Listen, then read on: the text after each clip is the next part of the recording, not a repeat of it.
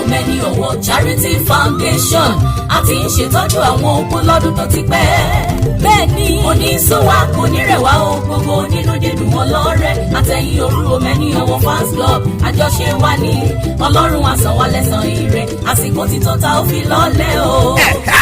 Ìfilọ́lẹ̀ òru Omeni Ọ̀wọ̀ Charity Foundation bá ṣe ń tọ́jú ògbó fún wọn ló ń jẹ́ dáwọn lóko òwò empowerment sanáwọ́jà rẹ̀ sí gbogbo nínú dídùn ọlọ́rẹ́ látọ̀rí gbogbo àwọn òru Omeni Ọ̀wọ̀ fans club kan filọ́lẹ̀ tààràtà Saturday September 25 ọdún yìí ló máa wáyé ní KS Cinema Hall tó tẹ́gà ní Ìbàdàn lọ́jọ́ yẹn fàdé láti Sheikh Muideen Ajani Bello àti Prophet Kọ́láwọlé Ọlákànmí bàbá ọ̀nàlá ni yóò fọ̀rọ̀ lọ́nbọ̀ wa aṣọ àǹkárá ọ̀pá mẹ́rin àti pásítọ̀ fi wọlé 3,000 naira ni ó máa fi láǹfààní láti jẹ ọ̀kadà ẹ̀rọ ọlọ́ta máṣíìnì ìránṣọ láyà àti bẹ́ẹ̀ bẹ́ẹ̀ lọ lọ́jọ́ yẹn gangan ẹ kàn sí Babátúndé Balógun òru Omeni Ọ̀wọ̀ lórí aago báyìí 0803 361